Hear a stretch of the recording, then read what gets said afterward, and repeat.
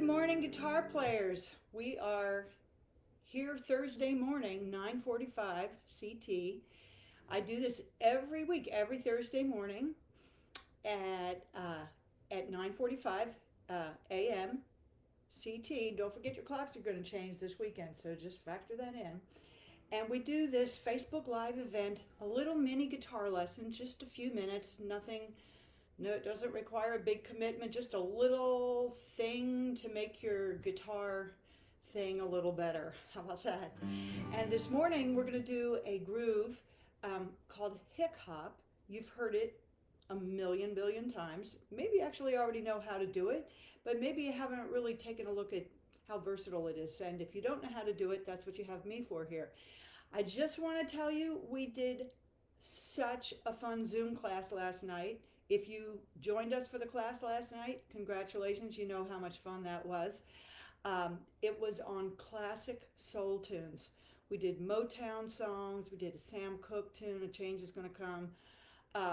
It was just fantastic, did my heart good. If you missed it, I'm sorry about that, but you're gonna have another chance at my next Zoom class, which is Wednesday evening, November 18th. So put that on your calendar. And how are you going to know what topic it is? Because I haven't picked it yet. If you have a request, please put it in the chat here. Some people last night were asking maybe I could do a class on John Prine songs, which that might be the winner right there. But I'd love to hear your requests, what you're interested in. You're going to sign up for my monthly newsletter, and that way you'll always know what classes I'm doing.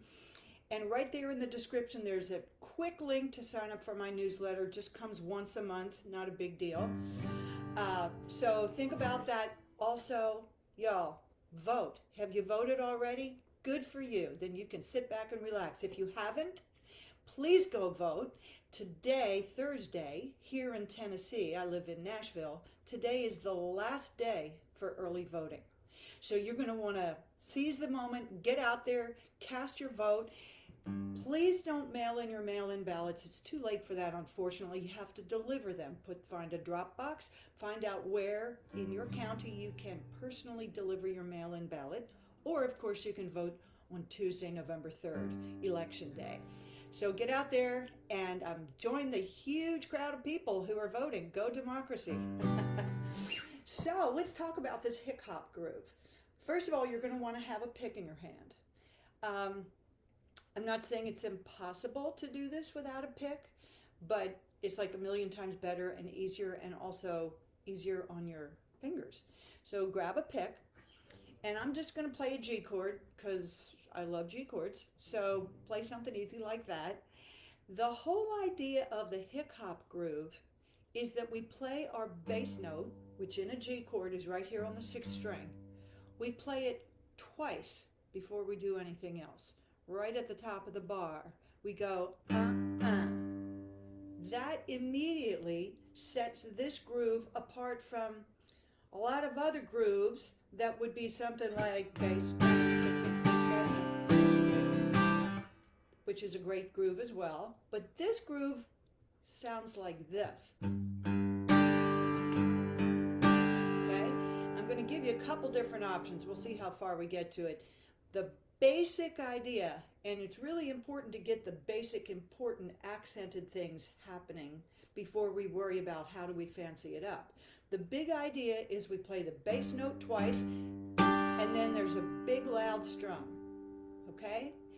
And that's kind of it in terms of what's important and fundamental. So we go bass, bass, strum, bass, bass, strum. Don't you like it already? Here's my C chord. Of course, the bass note is different. Back to G. Okay?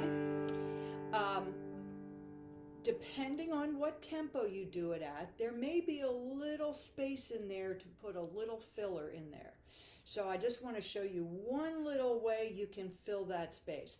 If you're doing it fast, you're not going to feel like there's a lot of space in there. So maybe you don't put any filler at all. You just go da, da, da,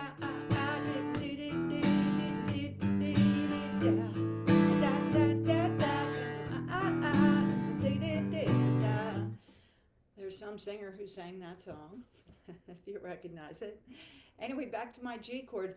I'm going to slow it down a little bit, and you're going to feel that there is some space in there to put a little extra something. And I want to make sure that little extra something is has your hand moving in the right direction. So here's what I mean.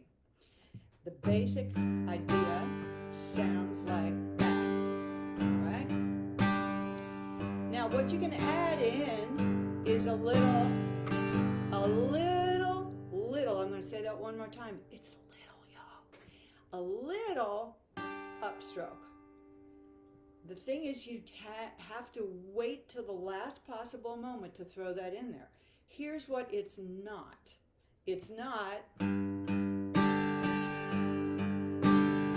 Part of your brain wants it to be that because that would somehow kind of make sense with what we'd call the subdivision of the rhythm. Don't worry about that fancy talk.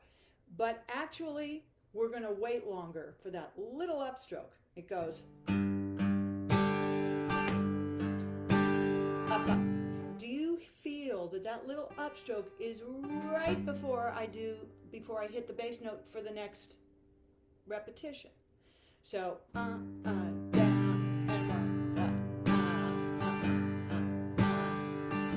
okay? And then that grows up and sounds.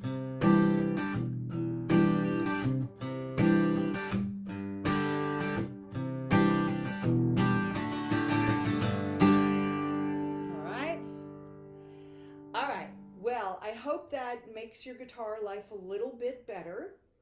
Mess around with that, have some fun.